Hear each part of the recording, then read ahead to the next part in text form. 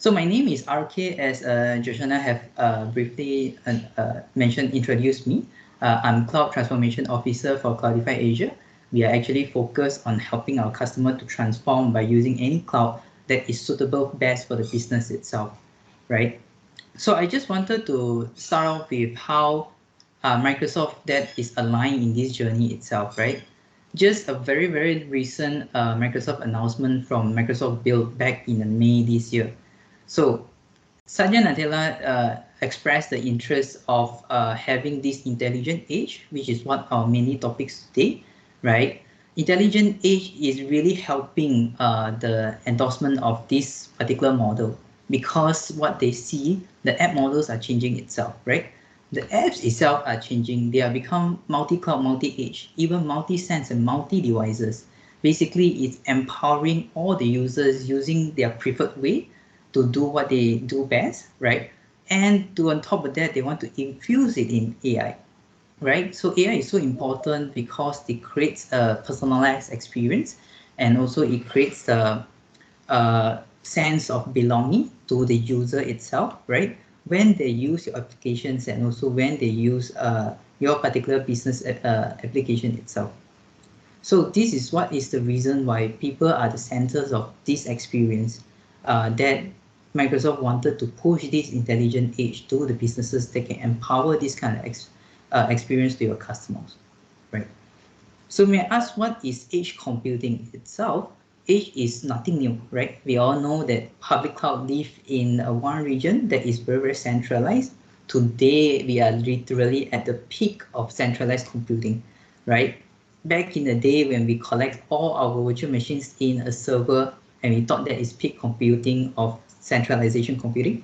Now that everybody moved to public cloud, and public cloud has limited regions of service availability, right? For Azure, there is 60 over region. That is the most compared to any other cloud. And yet everybody is moving to these 60 regions, really makes it so compact and so dense in one of the region. So moving forward, really sees that edge computing will pick up a lot, right? Especially with a couple of factors that we're going to share in a sense, in a short time.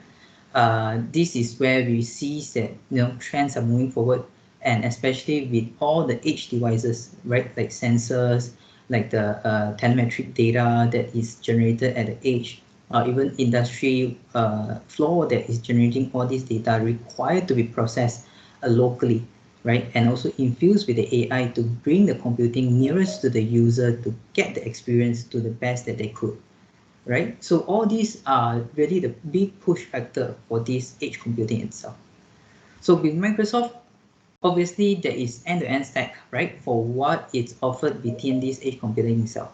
So if you have heard that today is actually the Microsoft Inspire event for Microsoft partner, there has been a big announcement around Azure Arc, right? Azure Arc is the center of all this to bring the technology from as small as Azure Sphere, you can see here, to HoloLens, right? That's something you can wear on top of you as augmented reality, to drone, to industry access, to the Azure Edge box in a single use ships to your location, to something bigger like Azure Stack HCI and Hub. Then eventually all the centralization computing management is using the intelligent cloud in public Azure, right?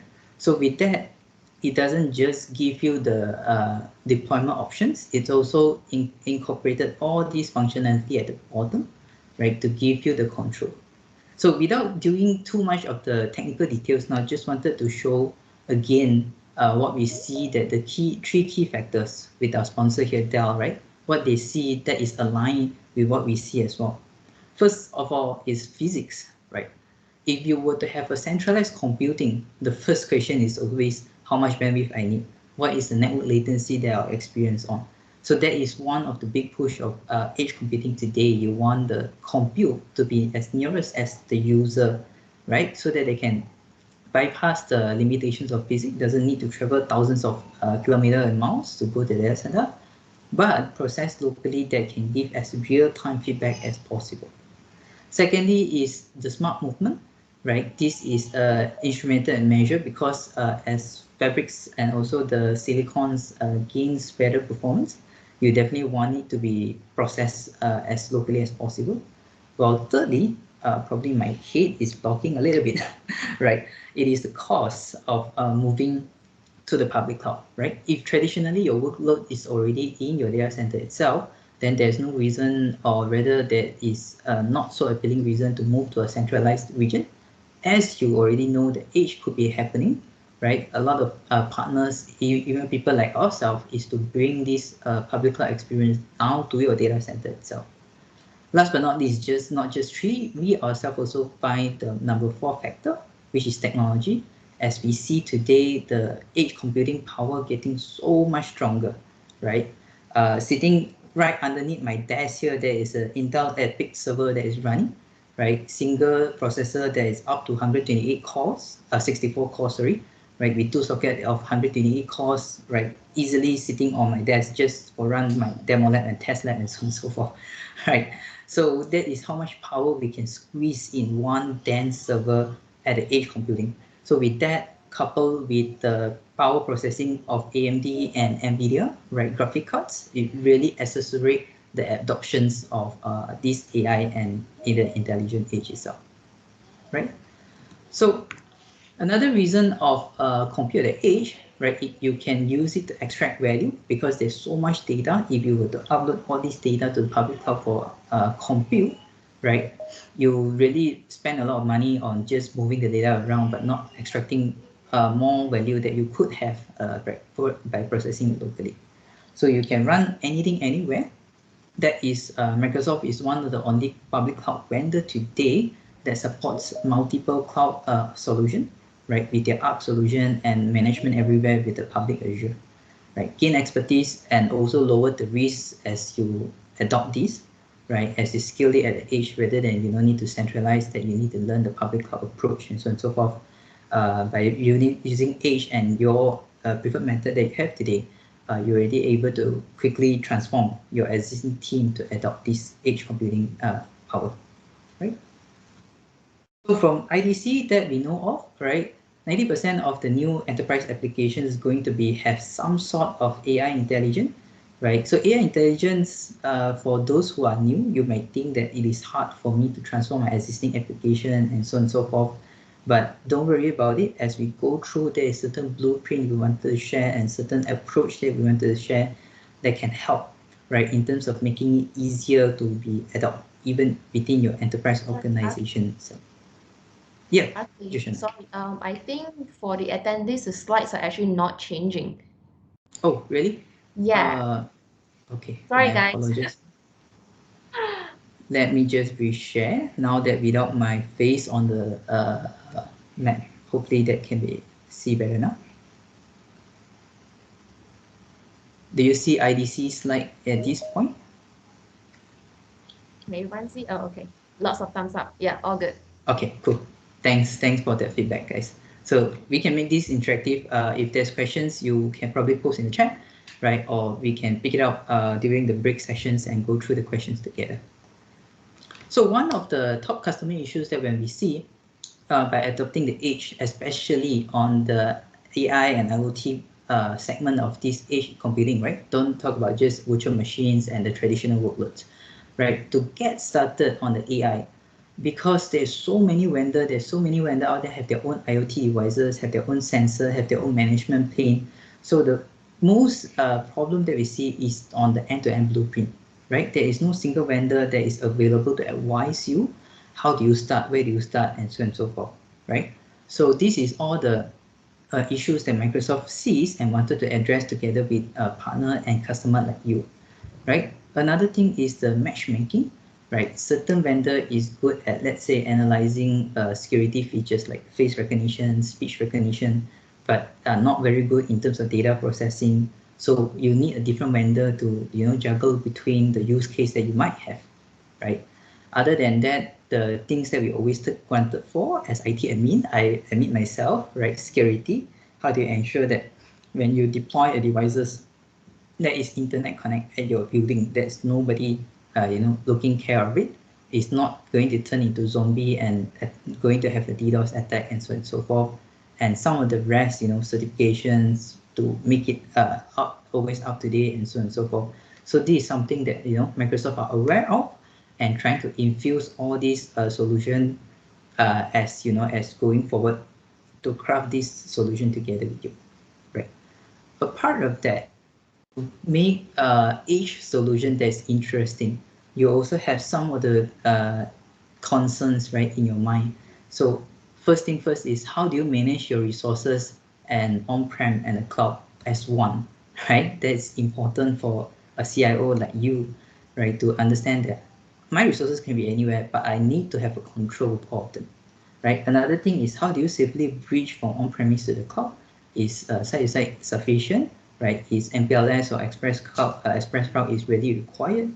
Or that is, how can you manage at scale when you distribute all the security and compliance across different cloud, right? When you were to do PCI DSS compliance and so on and so forth, how do you manage all this?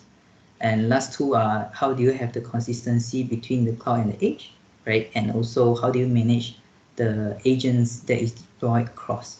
So all these are understand by Microsoft today and trying to concern and trying to address by their edge technology itself, right? So I just want to briefly touch into the base infrastructure first, right? Let's take it step by step.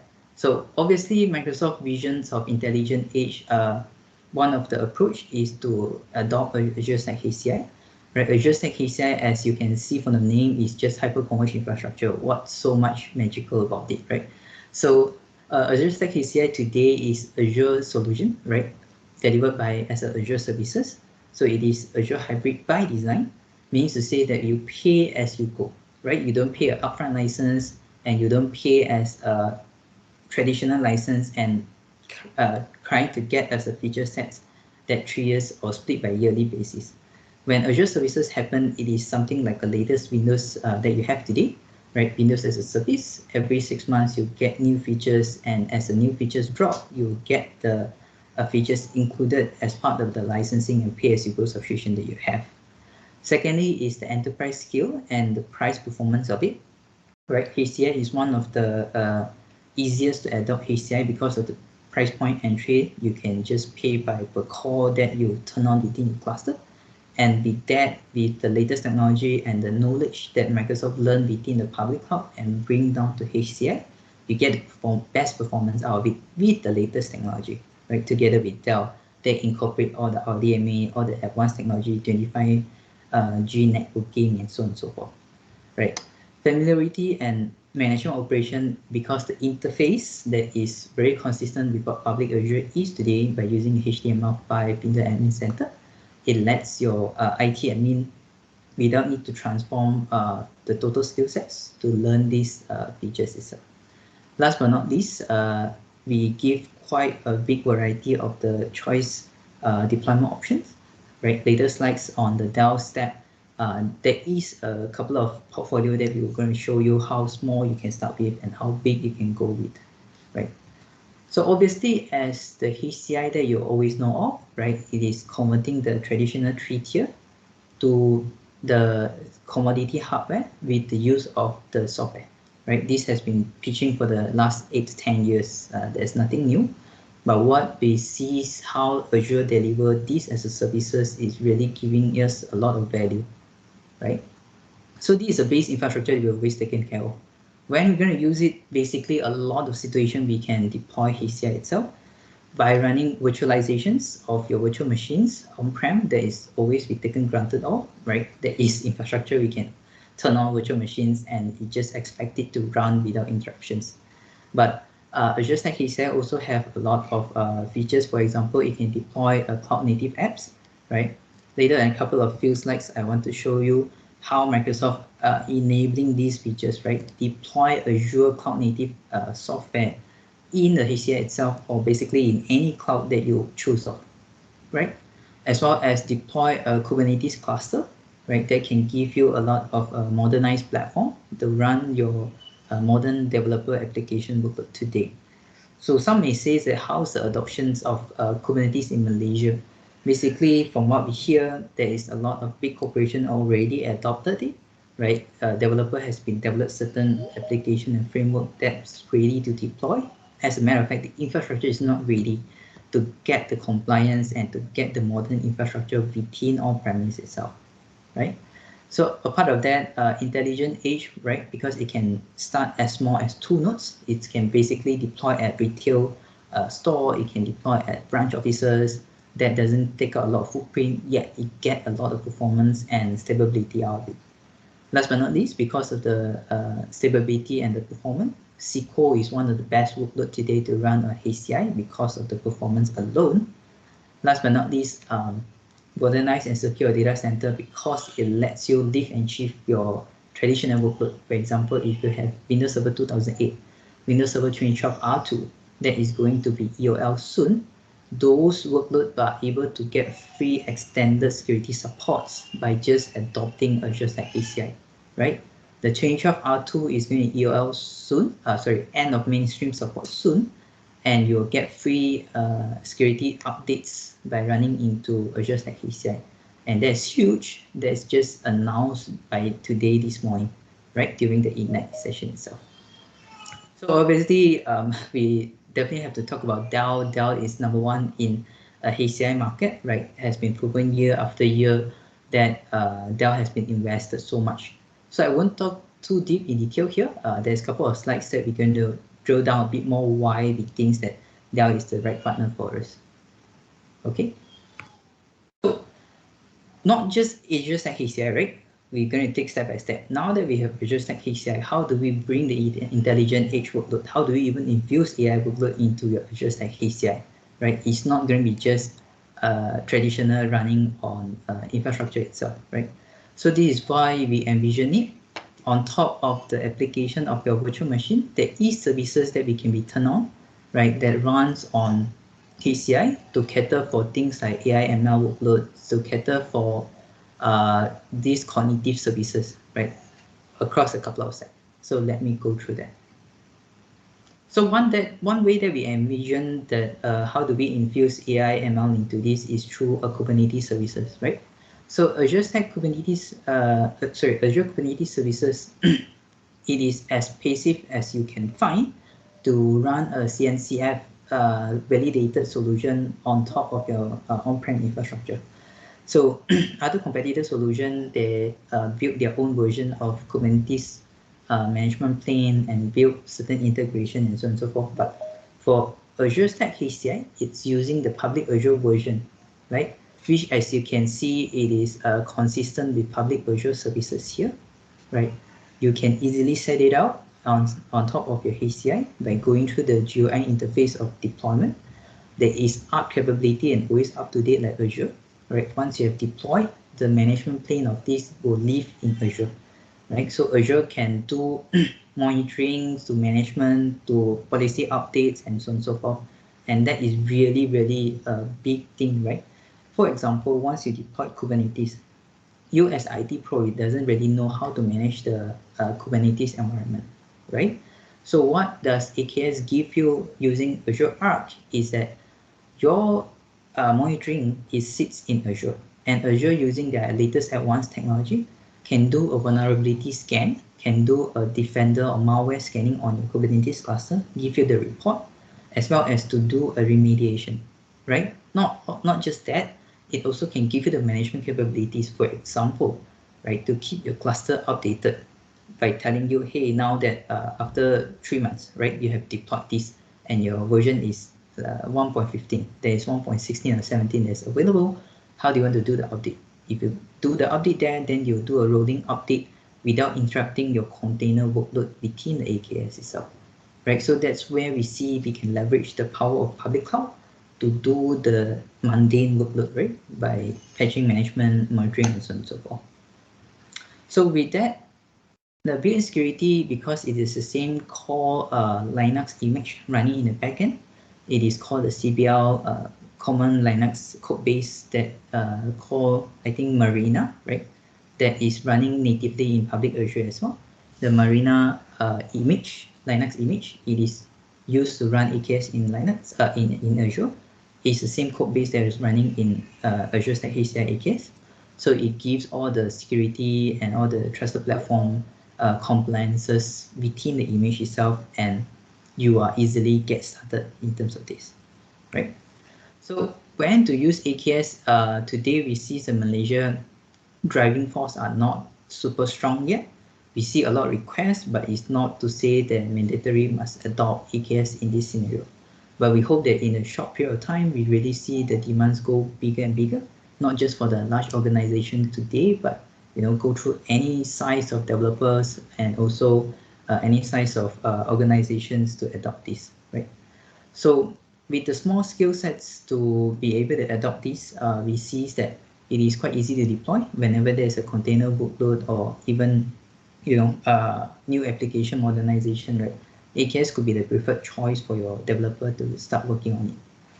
One of the items here is you can see the data services on AKS HCI. By using Azure Arc today, you can deploy a managed SQL instance within your HCI environment by using AKS, right? So previously, if you were to deploy a SQL workload, you have to install VM, install SQL Server. You need to get a DB admin to configure some of the information, right? There are how many RAMs, how many storage, and how do you segregate, how do you optimize the database, and so on and so forth. Moving forward, what Microsoft allows you to do is that you can provision a SQL database from the portal itself, and the entire SQL instance sits in the HCI in your data center, stays compliant, yet it is a fully managed service, right, from Azure. So that is one of the key value that we see as well by adopting Arc and also Microsoft Intelligent Edge. Basically, it is managed, then you can focus a bit more of your time in keeping the infrastructure ready for a developer, right? So to move up a tier, as I talk about AKS, what we see is also cloud native app and app-enabled services, and then able to run all the native codes base that you already have today. So if your developer develop against public cloud, right, which is very common today, right? Or the new gen developers are basically live in the cloud, born in the cloud. All the applications are developed in the cloud natively, right? But what we, as an IT that needed a control and compliance, we wanted to have a platform that allows them to repoint their code to the edge or rather to your data center so that they can run it anywhere. So imagine your developer using the existing tool set, right? For example, Visual Studio Code or even GitHub. With GitHub, I just wanted to segue a little bit. Not sure you heard of GitHub Copilots today with the GitOps, right? Copilot basically means Microsoft already infused AI into a coding environment. So as a developer is coding, they type the title of what they're trying to do of the function, the Copilot will able to generate the code as a reference and best practice within the JDE environment itself, right? So with that kind of AI, they can, clean up the code. You can optimize the code base straight away from the developer itself. Obviously, the Copilot is not to replace a developer, right? It's to help developer accelerate the code to apps time frame, right? So once the developer push their codes to the repository like GitHub, right? So this GitHub, what it can do is integrate with what we call the Azure Arc. These Azure Arc are able to push things like app services, right? Web services, function, logics, and also API management, all straight to your environment. As you can see at the bottom here, on-prem is one of it, right? On-prem include the Azure Stack HCI, include Nutanix, include VMware, include any cloud that you can think of that runs AKS environment, right? Or run Kubernetes environment, any Kubernetes cluster basically. So once you have Arc that manage the Kubernetes cluster, all the Azure native services can be enabled easily from the public portal or even integrate back to your developer CI/CD pipeline, right? So a lot of jargons, unfortunately, but yeah, I'm a bit more technical. Hopefully this will give you the value sense of where, this technology can bring your team forward and help in terms of business-wise perspective, right? So not just native Azure application itself, there is SQL, Postgres, SQL already generally available today onwards, right? The Postgres database that is a persistent data live within the environment, right? That will be coming on to GA very, very soon. While the Azure Arc also enable machine learning within your environment itself that can help locally process data and accelerate with GPU itself, right? So that's how we see that moving forward, that's how you can bring one code from your pipeline features update all the way down to your edge environment. So one of the example Microsoft give, right, there's a YouTube link for the demo, right? How they showcase they can push from their code updates within seconds to all their environment, be it in public Azure, be it on the edge by using the Arc features, right? So what it does here is that this is a retail app. This retail app is basically deployed in the HCI environment, right? This HCI environment is basically sits in all the retail stores at the edge that can process local order data, right? So in this app alone, they wanted to say that, hey, there's customer complaints saying that the app processing are taking too long, right? The developer needed to enable a features to surface how many seconds the order takes to process, right? To be showing in the portal itself, right? So this application sits in the cloud. There is one copy of it, and there is also running on the code base that can run on the function to push it at the edge itself.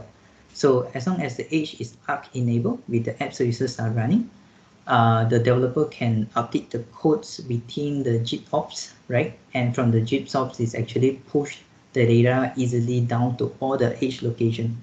You can even roll back if there's something wrong, right? With the easier a couple of few steps of code update as well. So I will post this link later on by the end of the chat, so you can click and view how they're able to do any cloud deployments with Arc enable functions today, right? So this not so much into AI, but we wanted to see the entire integrations of any cloud and multi-cloud intelligent edge integrations. Okay. Last but not least, Azure Arc really give you the cloud native pane in a single pane of glass, right? You can see the entire cloud native features can be deployed without retooling all your existing developer preferred choice of environment, right? GitOps can also integrate it to your pipeline, right? From key updates all the way to pushing the updates down to your validations and pushing down to your actual live environment, right? And Arc will make it centrally managed within the public cloud itself. All these are the best pay-as-you-go billing model, right? If you don't use it, then there's no billing charge. And this also support connected and disconnected connectivity itself, right? Can run on any infrastructure, any connectivity mode that you have. So all these are basically taking out a node from HCI, running a Kubernetes, from Kubernetes running native apps on top of Kubernetes. Now, as the topic of this topic itself, right? Now, how do we bring AI workload into Azure Stack HCI, right? With all these cloud native applications. So basically, Azure had a full suite of cognitive services, right? Vision, speech, and language processing, right? Natural language processing. Because all this can be packaged into a containerization, this is the reason why we can deploy it in any intelligent edge model. So Azure AI has a lot of capabilities that people may not know of today. Things like people detection and tracking, people recognition, face recognitions, right, as security access, people gesture recognitions. Maybe what some of you may heard of the Xbox Kinect, right? The Kinect that you can see different hand gesture that you can track, object detection and tracking, right? To track the store inventory, move from which point to which point and track the box, from production all the way to packaging to ship out to your customers. Object recognition, people and object association. So some of these, how does it work into your vertical perspective, right? You can see that in manufacturing plant perspective, you can ensure worker safety, you can detect anomaly, you can detect incident, right? The machine's going to fail soon. For example, there's smoke, there is vibration. So those can be detect immediately, alert the safety, and then tell the worker, to sound an alarm to step away before the machines go downtime and so on and so forth, right? This can be also used to detect a production line item. Let's say the items are defect and so on and so forth. So the item can be tagged and tracked so they can be extracted out before it goes to the customers. in retail, there is a lot of function also, right? You can understand by using a normal camera in your store, you can track where does the people goes, right? Where does people spend the most in your store itself, whether they have any tracking in terms of distance, and because now it's SOP needed to be in place, right? Whether they stand about 1 meter apart and so on and so forth, and also to track the item placement, whether there's any refill required, and so on and so forth. Last but not least is the smart building. By using a normal CCTV, you can have people recognition, people tracking, right? You can also use speech to understand where people want to go in the elevator, to which floor. You can enable a smart elevator as well to understand that peak hours of 5 o'clock, there's a lot of people from this floor going to come down, pre-send the lift to that particular floor, and so on and so forth. So all these small tiny details, right, that improve user experience can be enhanced with AI. When I first look at AI, I always think that, it's always been so difficult to infuse AI. Where do I put in, and so on and so forth. But as I understand more, what Microsoft vision is to trying to put it as small as possible, that you as a user don't actually feel it to have some sort of AI while you consume the application, right? As small as, let's say you go to a website, there's a chatbot for you, you can chat and ask the queries. We want to make it as natural language understandable as possible, or it can give you some suggestion that you needed this one, the price now reduced, whether you want to go ahead and check it out, right? And a lot of small other items that you see today, right? So some of the workload that we see implemented today is one of the people tracking and detection and tracking, right? By using a normal IP camera feed that you probably already have today, tapping the feed using the standard protocol into this Microsoft solution. From there, Microsoft can straight away enable all these cognitive services from your camera feed itself, right? Either they want to track the inventory on the rack itself, whether there's any rack that's missing or running low on a certain product, or there is people, right, whether they stand across 4 feet of each other, right? Whether people that spend how long at this particular rack itself, all this data can be easily extracted by just using a normal IP camera feed, right? So same goes to certain restaurants in the US today. They use IP cam to track the cars that come in, right, with the license plate, and track the car to go to the curbside pickup, and inform to the restaurant worker to deliver the food straight to the car environment, so that the car doesn't need to tell people that they are here and send alert and so on and so forth. So all this can be done by just doing object tracking and object recognition by connectivity itself. So seeing all these camera feed to send it to the public cloud itself, it definitely is very bandwidth intensive, processing in the cloud and then send the data back to your local post system or local processing is definitely not viable, right? So that's where Microsoft see that all these AI and cognitive features, especially tapping on video feed and object detection with IP camera, are best to process locally. So do look up for all these announcements. This is a very new technology that Microsoft going to announce soon, right, to enable these features within the environment itself. So other vendor probably might still looking at how to streamline operations, how to manage operations, and how to even set up a Kubernetes cluster, right? Microsoft taking it forward to empower your organization to have all these features in the near future and able to run it in your environment itself, right? So back to the questions, is it possible to run AI workload, within Azure Stack HCI itself? Yep, I would say that certainly yes, with all the showcase and use case that we show you, right? How do we take it step by step from just space infrastructure to a Kubernetes environment to centralized management with Arc, right? And also to AI in a connective workload within the environment itself that empowers your next generation of applications. Okay, so I hope that is not too lengthy. I'm going to pass back to Joshi for a short period of break. Then we have a couple of slides coming in, right? Then we can have fun during the quiz time. So pass to you, Yoshi. Okay, wait. There's So questions, right? Yes, before you go, I think we have a few questions.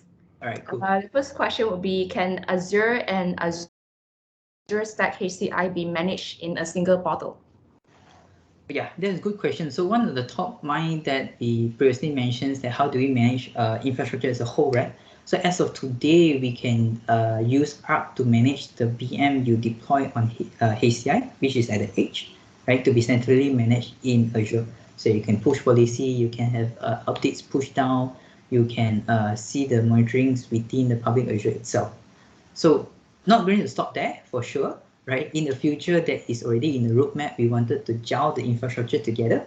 In the future, when you're trying to deploy a virtual machines in your environment, you can go to the public Azure portal, right? Click through all the marketplace item and says that you want to deploy in your edge as one of the region selection.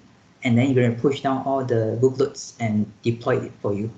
So hopefully that will, the future that we are envisioning it from. Manage from the cloud, but deploy it at the edge for you. Right? Hope that answers. Okay, thanks. And then the next question would be how licensing works on Azure Stack HCI, how that can be an advantage. Yeah, so HCI today is very cool because compared to traditional HCI or rather other competitor HCI modeling, right? Those need to model upfront. You pay 1 year license upfront and then you consume it. There probably no feature set update until you go to the next version, which you need to constantly paying the maintenance support and so on and so forth. Well, HCI advantage is that it's going to charge fully based on how much you use, right? Based on the physical core that you have in your HCI environment. Today you start with 2 nodes, you can pay for 2 nodes, you get all the features. As there's new update, you will get the update at any point in time. As you can tell from Windows 10 now, the pace are moving very, very fast in terms of features, right? So with this consistent subscription model, as you scale up to more servers, then only you pay for the additional core that you consume with. So as there is more services turned on, then obviously the pricing structure, you top it out as how you order a meal set at McDonald's, right? You need the toys, then you top up for the toys and so on and so forth in the future. So that's where we see it's very linear. It gives you a very predictable pricing model in HCI. Okay, nice. Next question. I think we have 2 more. The next one would be, can Azure Stack integrate with other HCI, for example, HCI that runs on vSAN mode? Yeah, so that's a good question also. So how do we gel different HCI environment together, right? So as of today, how Microsoft envision is to is to blur out the underlying infrastructure, actually focus on the actual VM of your workload, right? Or actual workload of your, let's say, a server or whatnot. So with Azure Arc, the agent can be pushed down to all these individual VM and then centralized state management in a public Azure itself with all the capabilities I talked about just now that Arcs can provide to you.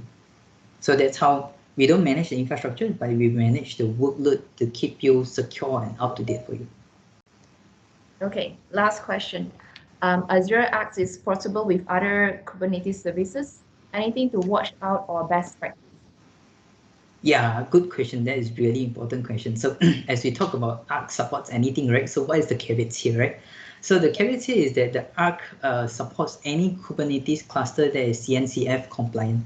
So CNCF is the Cloud Foundation organization that manage the Kubernetes environment itself. As long as those Kubernetes deployed by Nutanix, vSAN, and so on and so forth that is compliant to CNCF, then Azure Arc can manage that particular Kubernetes. And not just Kubernetes, by the way. It includes Red Hat OpenShift, it includes Docker, it includes any other containerizations that is available today. Yeah. All right, thanks, RK. Okay, now you can take your maybe 2 minutes break. Drink some water. Sorry, a bit too technical intensive, but yeah, hope it's a good session. I think they appreciate it, yeah.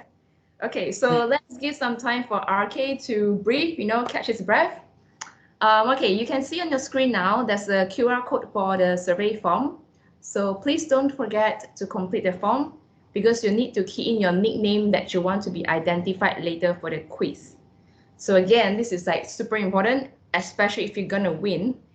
You can name yourself like whatever you want, like on here you can be whatever you want. So for example, like for me, if you need an example, I'll probably name myself Yoshira Budak. That's the nickname that I use for my gaming. But I cannot play because I know all the answers. So I'm gonna give all of you a chance to win. So please take some time to scan the QR code, help us to fill out the form, put in your nickname, and then we hope to see you later in the game. At the end, we'll also post the same QR code again for you to key in. So for those that actually haven't had time to do that. RK, you ready to continue? Yeah, sure. Sorry that I always talk so much during the session, so we always run out of time. Right, cool. So, okay, continue. All right, cool. Thanks, Yoshi. So let's quickly go through a couple more slides, then we can go for the fun section, right? That's everybody. I mean, it's Thursday already, so let's have some fun. So I'm going to go through a couple of slide decks from Dell. Why we partner with Dell so intensively with Azure Stack HCI, right? Even from personal experience, the platform is much more configurable compared to competitor and so on and so forth. So from what Dell sees, that the edge is basically where data acted nearest to the point of creation and to be generated immediately. That is the essential value for all this, right? So that again, putting people at the center of this experience itself. So not just about talk, the data also supports this. Basically, any new operational process deployed today, it's basically going to grow, right? There's so much more opportunity out there that you will see your application enterprise data is going to sit in the edge rather than centralized computing moving forward, right? With more than 50% of IT infrastructure going to deploy at the edge today, not just in public cloud. So there is also a bigger and bigger market that we see today, and also the trend moving forward, even from big organization down to the small organization moving forward, right? And why Dell? It is the same slide that we had before. They are number one in a lot of proven segment, right? From HCI with Microsoft, non-Microsoft, even server deliveries, they are number one, and across all these years of experience. Even the HCI environment are integrated systems that we work very, very closely with Microsoft and validated on Dell itself. So first of all, it's fully productized, right? From the switch down to the support, down to the deployment is basically very tightly gelled together with Microsoft. If you have a software issue or hardware issue, just call either Dell or Microsoft. They will internally collaborate on the ticket and then help you get solved of the issue. Sure, sometimes there is complaints from customer that issue don't get solved and stuff like that. That's where we as a partner in consulting services that comes in to help you to work through this, right? From our experience perspective, all the cluster that we have deployed today has a very, very good experience with Microsoft and also Dell. As long as the IT personnel doesn't go in and just tune anything by himself, right? The cluster runs fine. Another thing is the integrated lifecycle management. This is really, really big, right? By using a single management portal today, you can update the Azure Stack HCI with security updates, with the function updates, also with Dell hardware level updates, right? That includes the firmware, BIOS, and so on and so forth. All these are automated by using the Windows Admin Center and the Open Managed integration, right? A part of it is the high performance architecture. Today, Dell have the vast variety from slow disk to fastest disk that you can find to persistent memory that give you the best performance that you're looking at, right? Last but not least is obviously the wide portfolio, right? As I mentioned just now, we're going to flash a quick slides on how many portfolio that Dell has today, right? From Intel to AMD, any AMD Ryzen EPYC track repos that you can think of, there is a configuration, and this EPYC is literally validated by Microsoft, right? From a slow disk that you want, right? From hybrid SSD to HDD, all the way to a fastest disk of all NVMe or even persistent memory, right? That can give you the best performance, right?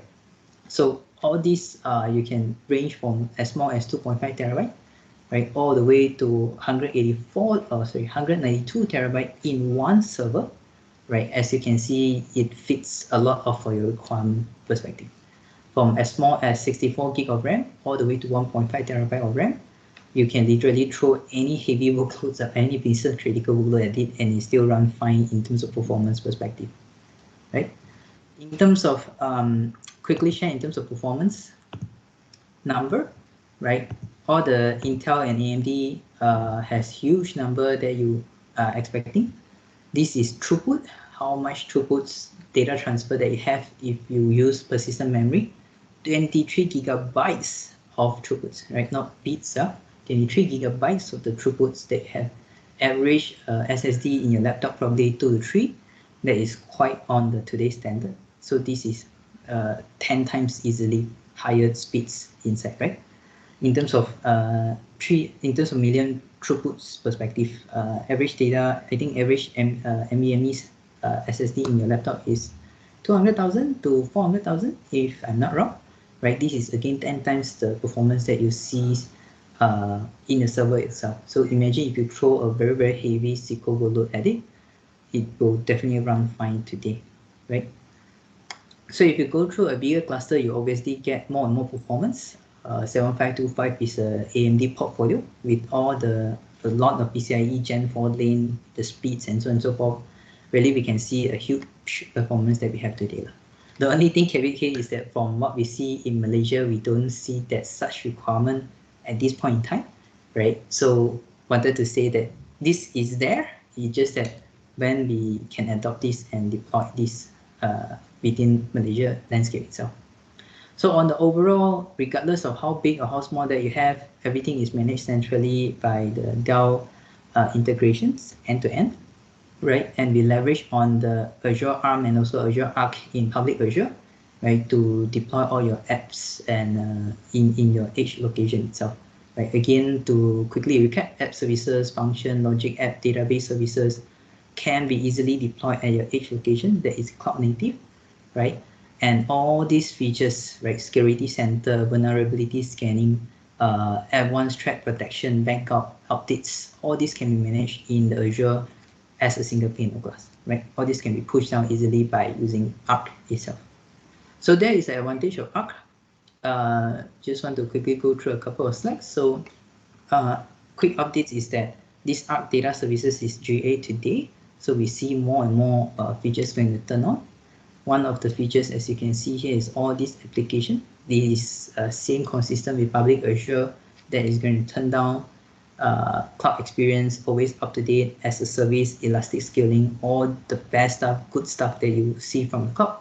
Our expertise is to bring it to you, right? Last but not least, even machine learning that I talk about, right? You can use the similar tools that have the data trained locally without going to the cloud, because let's say your data are sensitive, something like that you want to keep within a premises. So all this can enable a quick boost to your needs, right? So there is a short session for Dell. There is a reason why, from personal experience perspective, Dell has given us a lot of supports, as well as the flexibility in configuring our servers, right, to fit any of the workload that customers are looking forward to. Okay, with that, I'm going to pass back to Yoshi, or if there's questions, we definitely can take it out. Hope everyone have a good time, and really appreciate your time joining this sharing by me and my team.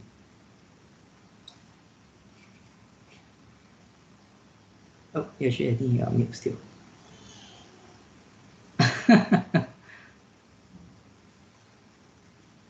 Yoshi, I think you're still mute, is it? I don't hear you. Or is it just... Oh, sorry. Yeah. Okay, cool. Hi, noobs. Okay, so if you can notice, RK is presenting on behalf of Paxton. So we want to apologize that Paxton is not able to present today because he has an emergency event to attend. So there are a few questions, but also being answered. So maybe I'll ask the question that has not been answered so far on the chat. Can deploy Azure Stack HCI on other than AX ready nodes?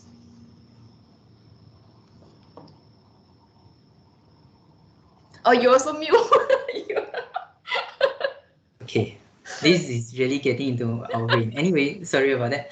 Yeah, so good questions on the deployment options, right? From Microsoft standpoint of view, you can definitely deploy on any of the hardware.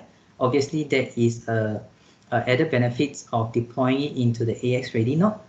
ask a couple of things that I mentioned in the last few slides, where the integrated support is, the integrated update is, as well as the hardware is already validated, so you won't run into weird issues down the road, right? But if you were just feeling that you want to kick the tire, you have existing server, you want to try it out, then yes, feel free to deploy that. To give it a better advantage is that Microsoft give you free 60 days of trial for Azure Stack HCI. They can deploy to anywhere, turn it on, register it, you don't need to pay a license, and you get a feel of it, how it works. Okay, I think that's another question. So Arc replace SCVMM? Right. So there's a lot of confusion in terms of the placement of product within Microsoft, and that happens all the time, right? Arc doesn't replace SCVMM. SCVMM still will be the primary go-to for the on-premise management in the traditional model. Arc is basically enable the hybrid cloud, any cloud, multi-cloud approach, right, in the new generation of cloud management. Okay. All right, thanks for your answers. And also thanks for making me feel good because I wasn't the only one that knew. You got me, yeah. Okay, so last call to register your nickname in the survey form so that we can identify the winners later. Don't forget, scan the QR code on the screen. I'll give you some time to fill up. We'll be giving one Musang King and Durian Puff for 10 lucky winners. So there'll be 10 questions that you need to answer on timer. If you didn't get to read the question in the beginning, don't worry, because on the answer page later, you can see the question still on the top. So you don't need to worry like, oh, there's not enough time for me to look at the question and to answer them. So the winners will be based on the accuracy and the speed of your answers. So make sure your fingers are really, really fast. At the end, we'll also be showing the scoreboard so we know who are the 10 lucky winners. I'm not sure if any one of you need more time. If you need more time, you can type in the chat box time, then I will know. If not, then maybe we can begin soon. So maybe if, let's see if I'm generous later, I might give some tips. Let's see how bad all of you do. I'm kidding. Okay, so I think let's wait for a bit and see if everyone is joining. Okay, yeah, that would be the Durian is definitely tempting. to entice all of you.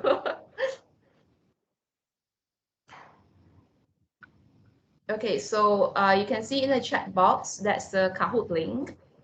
So please click on the Kahoot link and then you can key in the pin.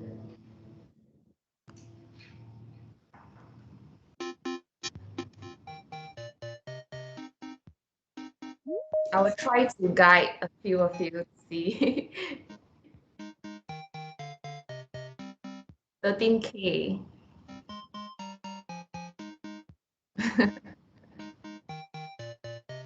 Okay, we'll wait for a bit now.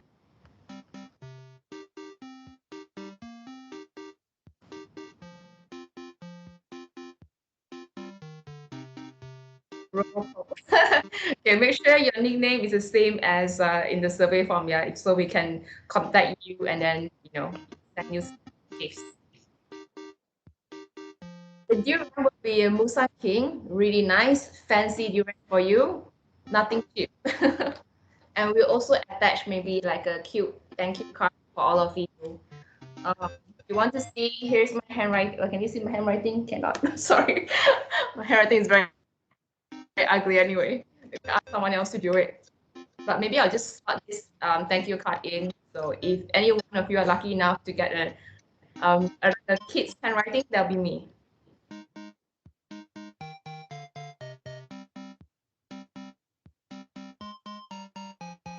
Okay, 24 now. Do any one of you still? Oh, RK signature. RK, they want your signature on the card. So you need to post it, not me.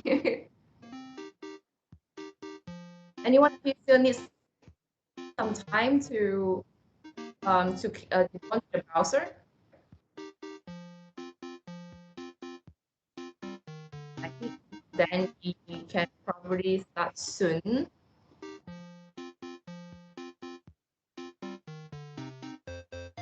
Okay, I think we can start, Raymond.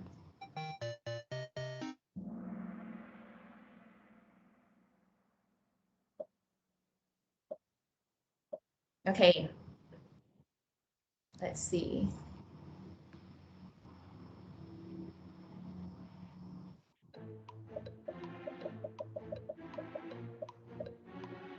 So I can't see the screen change actually. I think it's working. I can see 24 answer here. And everyone answered so fast. Oh, I cannot see anything. What's wrong?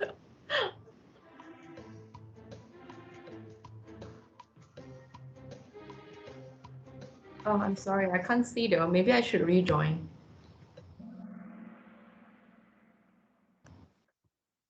Wow, everybody got it correct. Awesome. Nice. Emmanuel has the fastest answer here. Okay, with the interest of time, let's move on quickly. So how to deploy AKS on HCI cluster automatically and get Arc agent installed. So this basically will be the easiest approach, right? Well, a lot of them answer very quickly. Yes. We should have shortened the time, maybe. Yeah.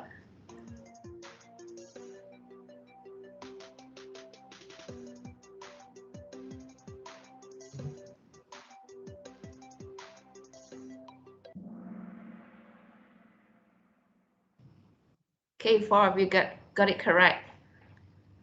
Congratulations to Shukri Zain, super fast. Pyro Minia, nice one. What is the minimum number of nodes for a single HCI cluster? I can give you a tip. It's an even number. It's not an odd number.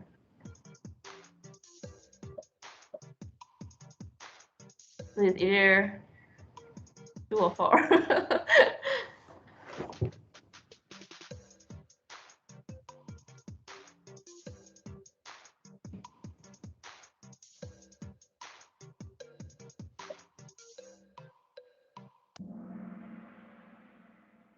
Nice, congratulations. I think the one that click one probably didn't was clicking too fast.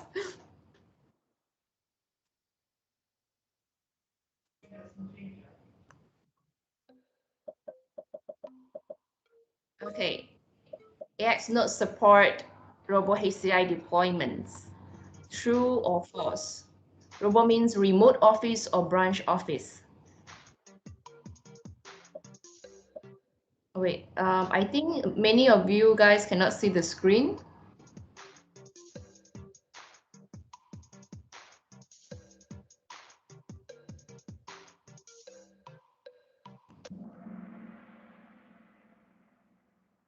German, maybe we pause here for a second and reshare the screen then. Cool. Yeah, because apparently a lot of them cannot see the screen moving because I have to come in and out as well.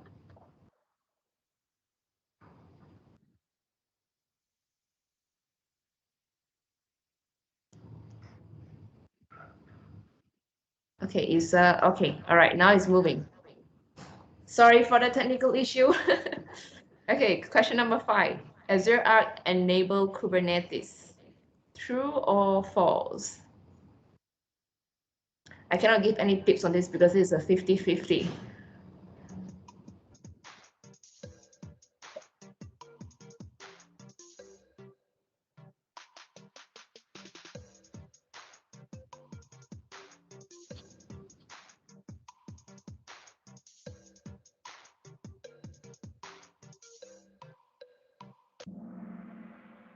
Nice, 21 of you got it correct.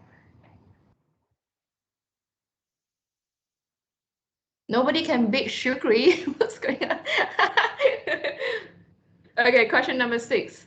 Okay, this question is a bit tricky because the question says that, is it only to developers that are experts in machine learning and AI? You need to be a bit aware of the only. Is it only for them, or is it for also developers that maybe they're not very expert in machine learning?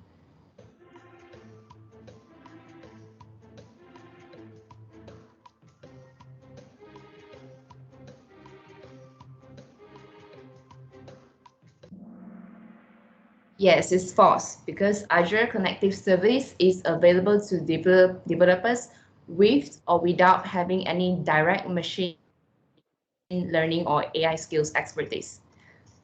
All right, next. Oh, Emmanuel is taking over. Question 7, true or false? Does Azure Stack HCI require continuous connectivity to the cloud? Does it really need to?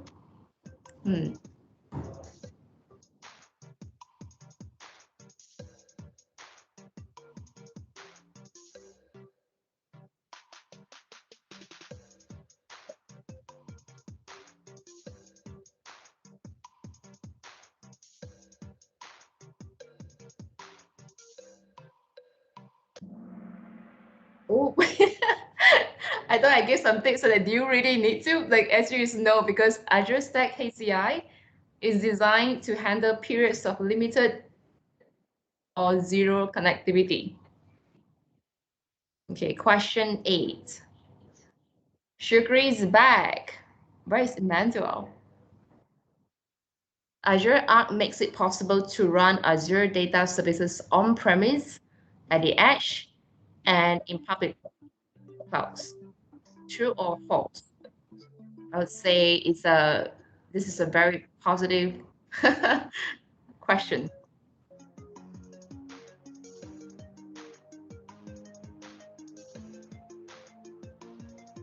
If you can read in between the lines, that'll be good.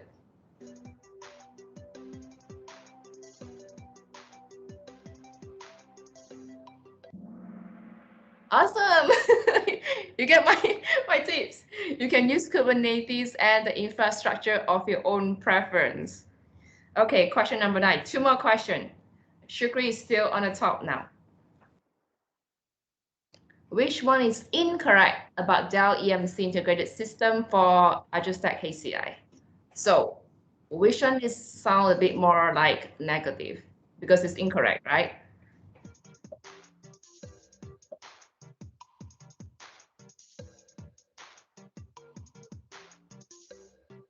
So Dell EMC can do a lot of things.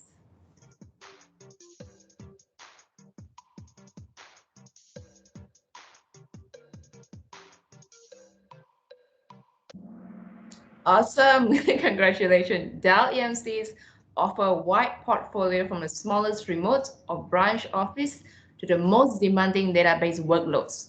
Last question, super easy. Asri, you're on strike. This one is super easy, just fast finger. Which one of these durian is the most expensive one? The one that we're giving you, come on, we give you fancy durians only, nothing cheap.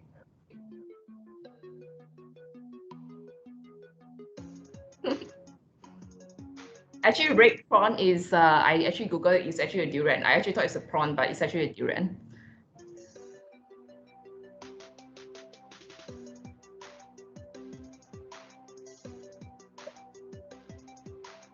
Oh, but the answer is someone could red prawn. I'm sorry, that was not the answer. I was just telling. But we are giving away Musang King durian, not red prawn. Sorry to the last person, you probably thought that's my tip. Okay, let's see. Number 3, Pyromaniac. Congratulations. We have Asri at number 2. Number 1, is it? Shukri, congratulations. We're runner-up MF and then YC Chua. We'll show you the scoreboard so that you know the 10 winners. So be expecting like an email from us or maybe a call from us to have a thank you card from us as well. Let's see who are the 10 winners. With Shukri, Asri, yes, Paramania, MF, YC Chua, we have Lan Chai. Yeah, sorry. I'm so sorry. I mean, Ian Chai and Emmanuel C, Edwin, Shafiq CDS, and Ichi. Congratulations, everyone, to all the winners. And don't worry, for those that you couldn't get into the top 10, maybe you can join our webinar next time. We might have also interesting like prizes to be won. So this will be the end of our webinar. If you haven't filled up the form, the survey form, we will appreciate if you can let us know the feedback. Is it fun or not? Let us know what we can do next. Maybe something interesting that you have some creative idea for us. So appreciate it. Thank you so much. Bye.